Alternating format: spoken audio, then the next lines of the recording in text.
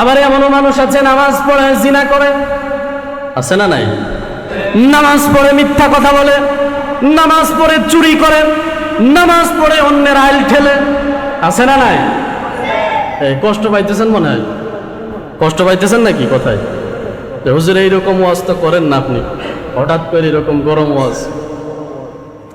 আমার ভাইয়েরা, নামাজ যদি আপনাকে বিরত না করে তাহলে বুঝতে হবে নামাজ আপনার আল্লাহর দরবারে কবুল হচ্ছে না।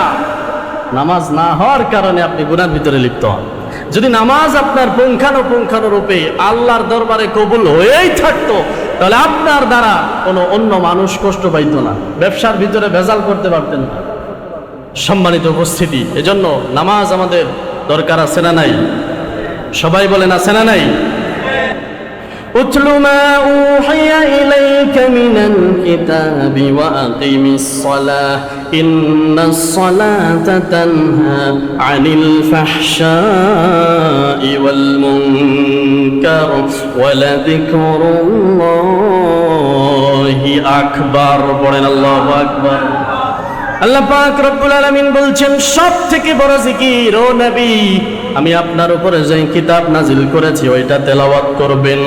2 নম্বরে আপনি নামাজ পড়বেন।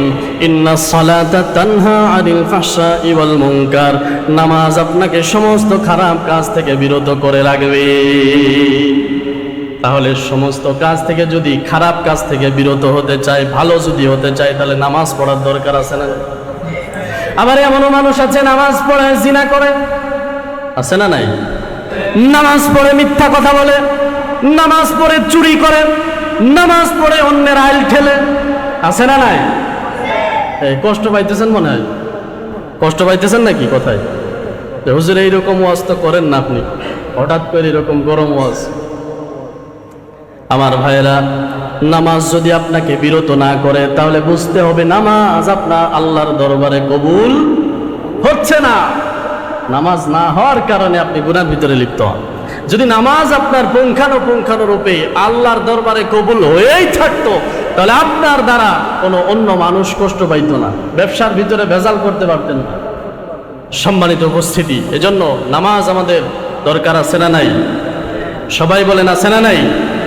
নামাজ পড়ে জিনা করে, আল্লাহ পাক রব্বুল আলামিনের পয়গম্বর বলছেন 3 শ্রেণীর মানুষ এত জঘন্য, 3 শ্রেণীর মানুষ এত বড় খারাপ, কিয়ামতের ময়দানে আল্লাহ এদের দিকে তাকাবে না, এদেরকে পবিত্র করবে না, আর আল্লাহ পাক এদেরকে কঠিন আযাবের ভিতরে গ্রেফতার করবে। 3 শ্রেণীর মানুষ। সালাসাতুন লা ইউকাল্লিমুহুমুল্লাহ ইয়াউমাল কিয়ামা, কিয়ামতের ময়দানে আল্লাহ 3 প্রকার ব্যক্তির দিকে তাকাবেন না। ওয়ালা ইউযাক্কিহিম, আল্লাহ ওদেরকে পবিত্র করবে না। এই 3 শ্রেণীর ভিতরে 1 নম্বরে আল্লাহর হাবিব বলেছেন শাইখুন জানিন, যারা বৃদ্ধ বয়সেও জিনা করে, এদেরকে কিয়ামতের ময়দানে আল্লাহ এদের দিকে তাকাবে না। নাউজুবিল্লাহ পড়েন। জিনার সাথে আমাদের সম্পর্ক আছে? বলেন মুমিনের থাকতে পারে? আল্লাহ পাক স্পষ্টভাবে আমাদেরকে অর্ডার করেছেন, ওয়ালা তাকরাবুজ জিনা ইন্নাহু কানা ফাহিশা। ও আমার প্রিয় বান্দারা, তোমরা জিনা তো করবা না এটা না, জিনার ধারে কাছেও যাবা না। আল্লাহু আকবার পড়েন। আমার নবীজি বলেছেন, চোর যখন চুরি করে তখন তার ঈমানটা আসমানের ভিতরে ঝুলন্ত অবস্থায় থাকে, সেই ঈমানদার থাকে না। জিনাকার যখন ব্যভিচার করে, জিনা করে, তখন তার কাছে ঈমান থাকে না, আসমানের ভিতরে ঝুলন্ত অবস্থায় থাকে। আর ওই অবস্থায় যদি আল্লাহর বান্দা মারা যায়, আল্লাহ না করুন, ঈমান হারা হয়ে অন্ধকার কবরে গেলে মায়ের আছে না নাই? বলেন মায়ের আছে না নাই?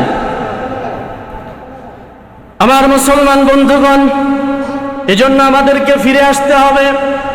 এখনো সময় আছে, সময় সংক্ষেপ, অনেক সময় হয়ে যাইতেছে। আমার ভাইয়েরা, 1 নম্বর, আজকের এই মাজলিস থেকে আমরা শুনলাম আল্লাহর স্মরণ বেশি বেশি করব।